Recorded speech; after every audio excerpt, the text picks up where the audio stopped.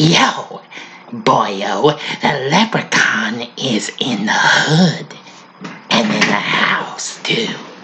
Greetings, my fellow YouTubers, and welcome to Big D's Entertainment Rankings and Reviews. My name is Doyle, better known to you as the Big D.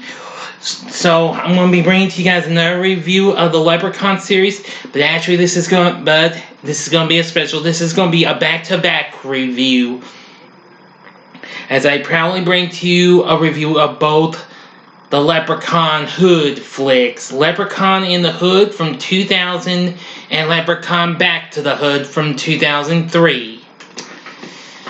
They're both black comedy slasher films and what have you. So let's do Leprechaun the Hood first, directed by Rob Spira, released in March of 2000 by Trimark, which this would be their final film, which they would disband the following year. And Lionsgate would get the rights and release the next one. Now, of course, Warwick Davis returns as the demonic little leprechaun. So, he's also joined by Ice-T, the rapper, and many others. So, here we go. Now, we start out in LA with Mac Onassis, that's Ice-T's character, and Slug. They discover a room full of gold and alone in a statue of the leprechaun, which is kept solid by a medallion on its neck. Mac takes a gold flute, but Slug accidentally frees the leprechaun and is killed, the courtesy of the comb. I mean, the little comb in his hair, like some of those dudes wearing their afros. Though Mac Day, however, traps the leprechaun once more. 20 years later, wannabe rap artists Postmaster P, Stray Bullet, and Butch have their speaker destroyed while at an audition. After failing to sell a guitar to pawn shop owners Jackie D and Chow, Stray Bullet manages to convince Mac Day, now a successful record producer, to pick them up. However, he drops them when Postmaster P refuses to make his music more aggressive. As revenge, the friends break into his office later on and steals the magic golden flute, but unfortunately accidentally free the leprechaun as well. He hunts the friends in order to recover the stolen flute, which places listeners of its tune in a euphoric trance. So, the leprechaun kills a lot of them. A hot girl, DJ artist, even a reverend. The leprechaun reaches the three friends at Postmaster P's home. And when they engage in a fight, Leprechaun kills Stray Bullet by making him shoot himself in the mouth with his own pistol, while the other two stare in horror. So Butch visits Postmaster P at his Graham's place and convinces him to use a joint laced with four-leaf clovers to strip the leprechaun of his powers in order to steal back the flute.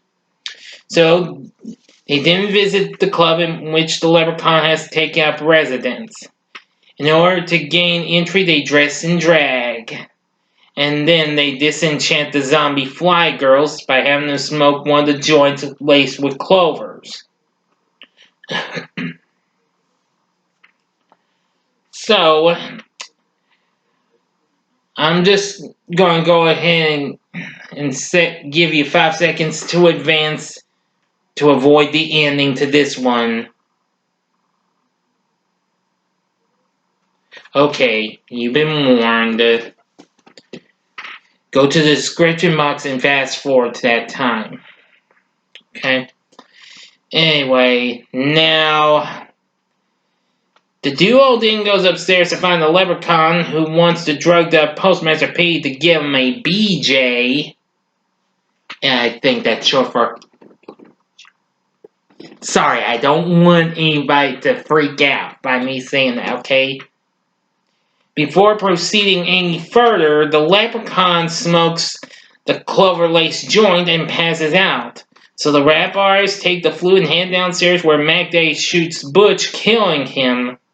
And Postmaster P retaliates by shooting MacDay 3 times.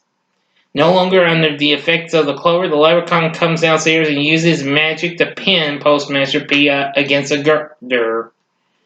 So he soon then distracts the leprechaun, allowing the bullet-ridden MacDay to hit the leprechaun with a wooden chair.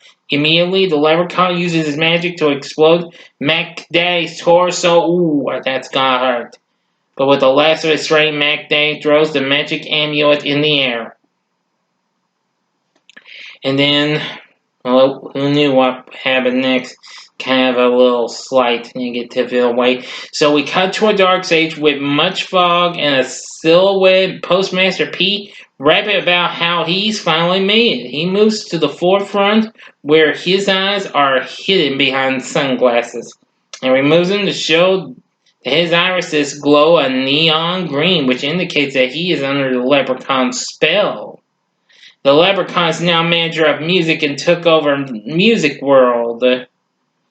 And then tells the audience that he taught Postmaster P everything he knows before rapping about being an evil leprechaun. End of story.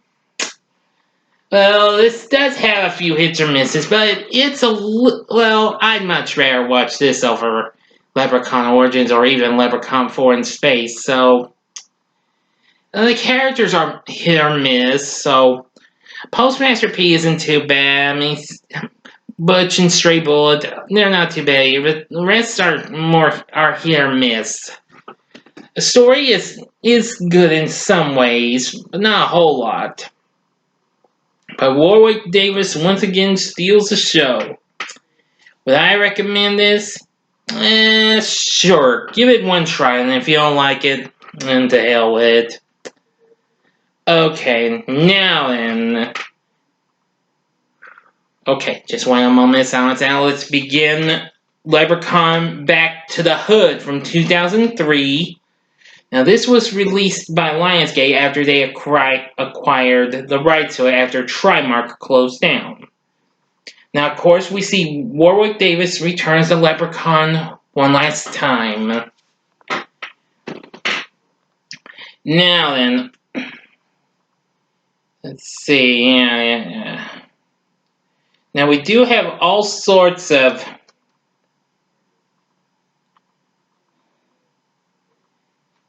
a pretty good cast. Besides Warwick Davis, there's Tangi Miller, Laz Alonso, Paige Kennedy, Donzeli Abernathy, Sticky Fingers, a rapper. I've heard that name somewhere. And Keisha Sharp, who I actually knew her from who would later go on to star on the Are We There Yet TV series. She's also been on Girlfriends and several other shows too. But anyway, let's get started.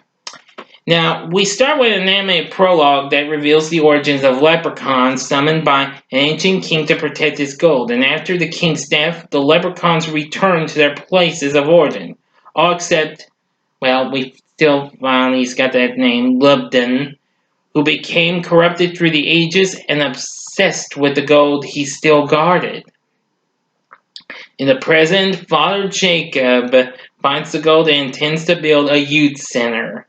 After a struggle, Jacob banishes Lubden by summoning demonic hands to drag him underground, but dies of his injuries. 1 year later, friends Emily Woodrow and Lisa Duncan have their fortune told by the clairvoyant Esmeralda, who warns they will soon attain great wealth, but it must be denied as it will come at a great price and summon a terrible evil. So at a barbecue at the abandoned youth center site with Lisa, stoner Jamie Davis and ex-boyfriend turned drug dealer Roy Jackson Emily falls through a hole and discovers the leprechaun's gold hidden by Father Jacob. Splitting the treasure, the four friends use the gold to fulfill their fantasies. Unaware they have released Lubden. He stalks the group, impaling a guest at Jamie's party with a bong, retrieving one of his coins, prompting the police to arrest Jamie. At the beauty salon where Emily works, the leprechaun kills a regular customer named Doria on the massage table and attacks her. Yeah, it attacks Emily, sorry, when she comes. She escapes, warning Roy and the recently released Jamie, and they rush to find Lisa in her home. But Lisa is killed when the leprechaun claws her in the stomach and her friends find her body. Well, while Emily and Jamie want to return the gold, Roy does not and takes off with it. Realizing she's gone, Emily is chased outside by the leprechaun, but is saved when Roy has a change of heart and returns. Lubden finds Roy's house and kills his girlfriend Chanel by tearing out her jaw, reclaiming the gold she used to make a tooth. Oh, that's another. Ooh, that's gotta hurt. While Roy and Emily are harassed by officers Thompson and Whitaker, then the leprechaun appears and kills them both. Emily and Roy escape and regroup with Jamie, only to be confronted by Roy's drug-dealing rivals, led by Watson and Cedric. Planning to kill Roy for infringing on their territory, Watson and his gang are disposed of by Lubden, while Emily, Roy, and Jamie drive off in Watson's car seeking Esmeralda's help. Okay, now you got 5 seconds to advance to the next part, to the time to avoid the ending to this movie. Okay, here we go. Okay, you've been warned again. Well, Esmeralda advises using 4-leaf clovers against the leprechaun, so Roy laces hollow point bullets with clovers Jamie finds in the marijuana Roy sold him earlier. So when the leprechaun arrives, Roy shoots him with the clover bullets, only for his gun to jam before he can finish off the leprechaun. So Roy and Emily have the chance to escape with the gold when the leprechaun is distracted by Jamie, wounded by a baseball bat to the leg. And Esmeralda dies in a magical duel with the leprechaun. Falls to the roof of the building, Roy tries fighting Lubden and is knocked out. Before the leprechaun can kill him, Emily throws some of his gold into wet concrete and lures him into the ruins of the youth center, where she tosses his gold into a furnace before knocking him inside.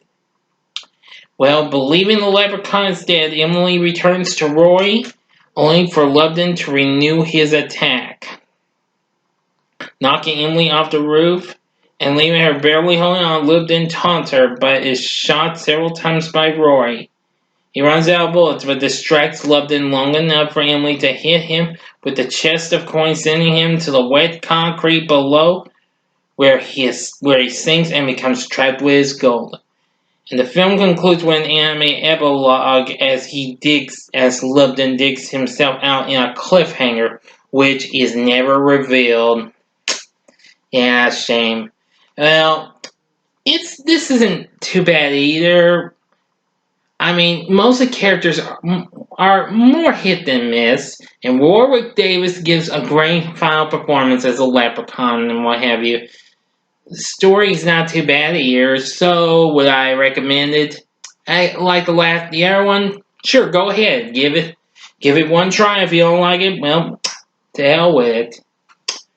All right, that's gonna do it. What did you think of Leprechaun in the Hood and Leprechaun Back to the Hood? Do you like them both, or which one do you like the most? Please feel free to tell me in the comments section. Like and subscribe to my channel as well, and be a part of the Big D Nation. And I will finish the Leprechaun series on Monday. Now I was going to do it on tomorrow, but due to some scheduling conflicts, if you saw my schedule changes vid, which I'll go ahead and bring that up in the bottom left-hand corner just in case you missed out, okay? But anyway, now if you if you liked what you saw, you can check out my reviews of the previous Leprechaun movies. In the upper left-hand corner is my review of Leprechaun 3, and in the upper right-hand corner is my review of Leprechaun 4 in space.